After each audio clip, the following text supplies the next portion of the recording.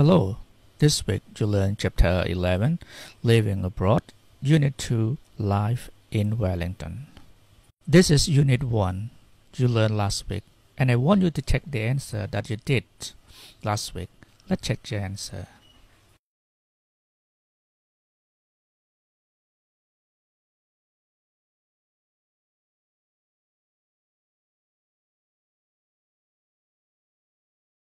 Now I want you to open your book to page 65, Unit 2, Life in Wellington. In this unit, you are going to read about the life of Maura in New Zealand. Before you read, I want you to talk about the picture. Let's talk about the picture.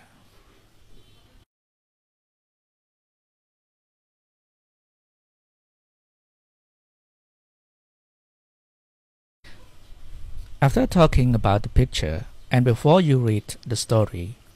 I want you to answer the question number 1 and question number 2, using your own idea. And then you read the story about Maura and check the answer for this question later. Now start doing it.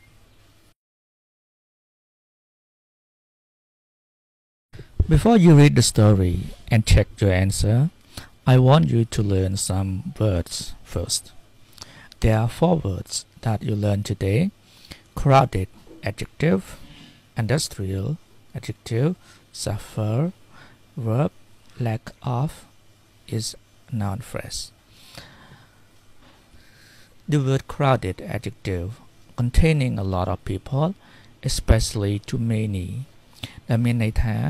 containing មាន a lot of people មនុស្សជាច្រើន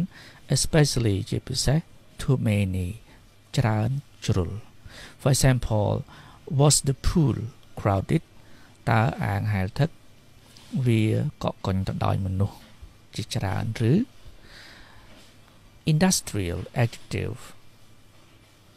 having many industries មានឧស្សាហកម្មជាច្រើន For example, pollution in industrial areas ការបំពុលនៅក្នុងតំបន់ឧស្សាហកម្ម Suffer is a verb to experience physical or mental pain. To experience ទទួលបទពិសោធន៍ឬក៏ទទួលបាននៅអ្វីមួយ To experience physical or mental pain. Pain មានន័យថាសេចក្តីឈឺចាប់ទទួលបានសេចក្តីឈឺចាប់ mental ផ្នែកផ្លូវចិត្ត physical ផ្នែករាងកាយ For example, at least he died suddenly and didn't suffer. យ៉ាងហោចណាស់ at least he died គាត់បានស្លាប់ suddenly ភ្លាម and didn't suffer និងមិនឈឺចាប់ Lack of a situation in which you do not have any or enough or something that you need or want.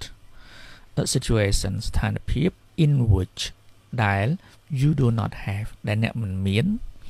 any តលតែសោះ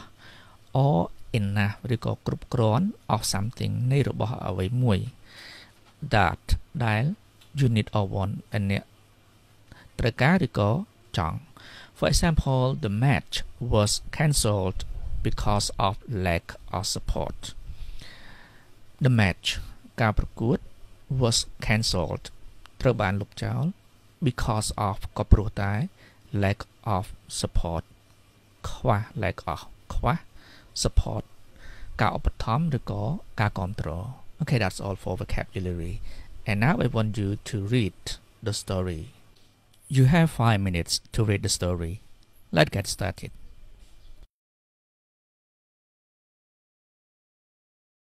Now come back to the questions that you did before you read the story. And here are possible answers that help you to compare with your own answer. Okay, check these possible answers. After finish checking the answers, I want you to open your textbook to page 66 and you read all the questions in exercise B from 1 to 5 and then you spend 8 minutes to read the story again and answer all of these questions. Question number 1. Why did Mora find New Zealand strange at first? ហេតុអ្វីបានជា Mora យល់ឃើញថាប្រទេស New Zealand ចម្លែកពីដំបូងហ្នឹង Question number 2. When Mora went to university, had she lived in Wellington all her life? នៅពេលដែល Mora បានទៅរៀននៅសាកលវិទ្យាល័យតើនាងបានរស់នៅទីក្រុង Wellington ហ្នឹងពេញមួយជីវិតរបស់នាងឬ How long had she lived there for តើនាងបានរស់នៅទីនោះអស់រយៈពេលប៉ុន្មាន Question number 3 There were 3 reasons why Mora felt at home in Wellington by the time she was a university student. What were they? There were 3 reasons មានហេតុផលចំនួន3 Why Mora felt at home តើហេតុអ្វីបានជា Mora មានអារម្មណ៍ថាដូចជានៅផ្ទះខ្លួនឯងពេលដែលរស់នៅ in Wellington នៅក្នុងទីក្រុង Wellington by the time នៅខណៈពេល she was a university student នាងគឺជានិស្សិតសាកលវិទ្យាល័យមួយរូប What were they តើហេតុផលទាំង3ហ្នឹងគឺជាអ្វីទៅ Question number 4 How did Mora keep in touch with Cambodian culture តើ Mora នៅតែអាចមានទំនាក់ទំនងនិងដឹងរឿងរ៉ាវអំពីវប្បធម៌ប្រទេសកម្ពុជាដោយរបៀបណា Keep in touch មានទំនាក់ទំនងមានព័ត៌មានតាក់ទងអញ្ចឹងណា Question number 5 Why did she start working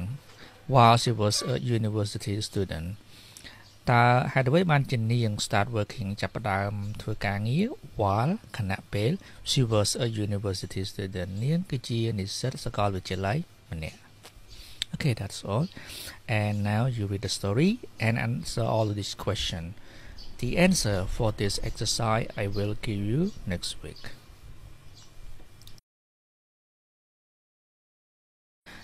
As usual, you have homework. This exercise C I give you as homework. In this exercise, you read the tables A and table B,